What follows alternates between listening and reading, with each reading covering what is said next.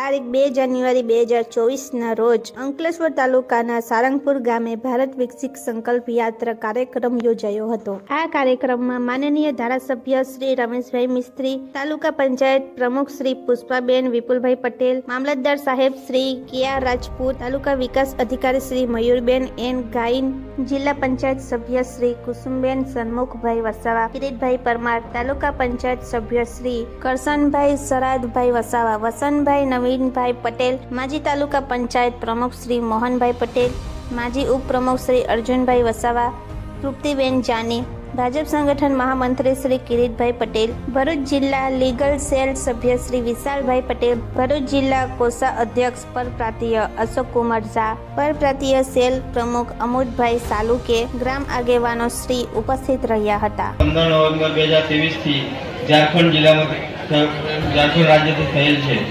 આપણા અંકલેશ્વર તાલુકામાં તે જ રીતે આ વિકસિત ભારત સંકલ્પ યાત્રા 30 નવેમ્બર 2023ના રોજ વડોદરા મુકામે શરૂ થઈ હતી અને આજે આપણા સારંગપુર ગામે આવી પહોંચી છે। હું રહે સારંગપુર શાંતિનગરનો રહેવાસી છું। મને જે હાર્ટની બીમારી હતી તે 6 મહિના પહેલાં મને વિનામૂલ્યે આયુષ્યમાન કાર્ડથી મને દવા વિનામૂલ્યે થઈ છે। હું હાર્દિક સ્વાગત કરું છું। મને ડિલિવરી વખતે આયુષ્યમાન કાર્ડનો લાભ મળ્યો હતો। મારું સિઝર થયેલું હતું અને તેથી હું આ સરકારશ્રીનો આભાર માનું છું। ત્યાર પછી મને આંગણવાડીમાં પણ 1 કિલો સિંગ તેલ, 2 કિલો ચણા અને દાળ આવી રીતના આંગણવાડીમાંથી પણ લાભ મળે છે। હું સારંગપુરની રહેવાસી છું। મને પહેલી ડિલિવરી વખતે સરકાર તરફથી 5,000ની સહાય મળી છે। એ માટે હું સરકારબાઈ છે।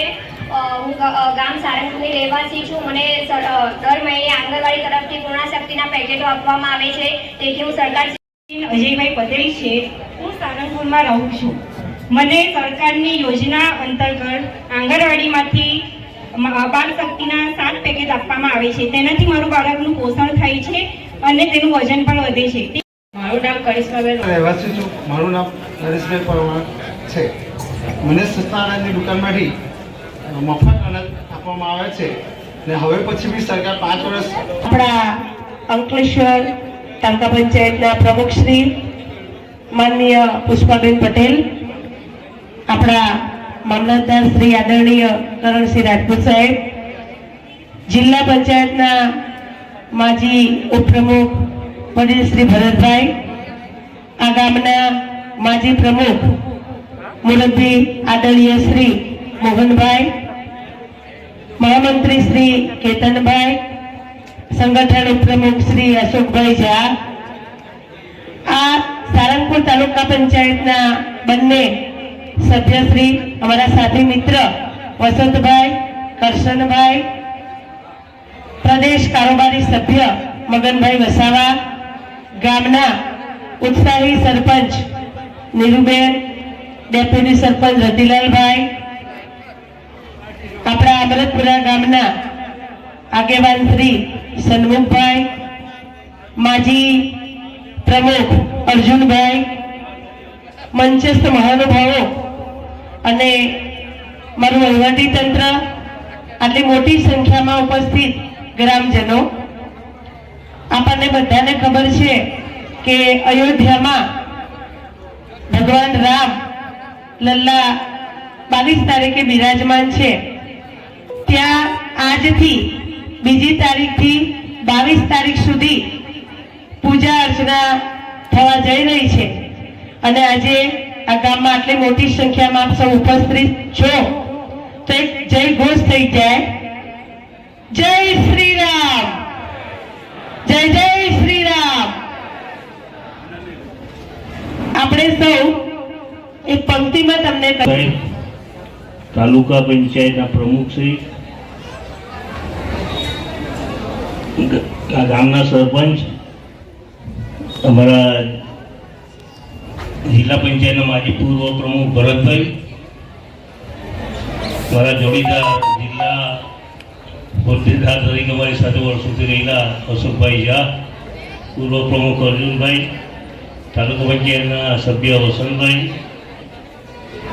મંચસ્વ અનુભવો મહાનુભાવો, ઉપસ્થિત ભાઈઓ અને બહેનો, સંકલ્પ કરીએ છીએ કે ભારતને 2047 સુધી આત્મનિર્ભર અને વિકસિત રાષ્ટ્ર બનાવવાના સપનાને સાકાર કરીશું. ગુલામીની માનસિકતાને જડમૂળથી વિકસિત ભારત સંકલ્પ યાત્રા 2023 ભારત દેશમાં તારીખ 15 નવેમ્બર 2023થી શરૂ થઈ હતી અને આજે અંકલેશ્વર તાલુકામાં આ વિકસિત ભારત યાત્રા તારીખ 30 નવેમ્બર 2023થી બળકોદરા મુકામેથી શરૂ થઈ અને આજે આ સારંગપુર મુકામે આવી પહોંચી અને આજે સારંગપુર મુકામે અહીં પૂર્ણ થાય છે. વિકસિત ભારત સંકલ્પ યાત્રા થકી સરકારશ્રી અને કેન્દ્ર સરકાર અને ગુજરાત સરકાર દ્વારા વિવિધ યોજનાઓ લોકોના લાભ માટે અમલમાં મૂકેલ છે. તેનો લાભ સંપૂર્ણ 100% પૂર્ણ થાય તે માટેની આ વિકસિત ભારત યાત્રાનો મુખ્ય સંકલ્પ રહેલ છે.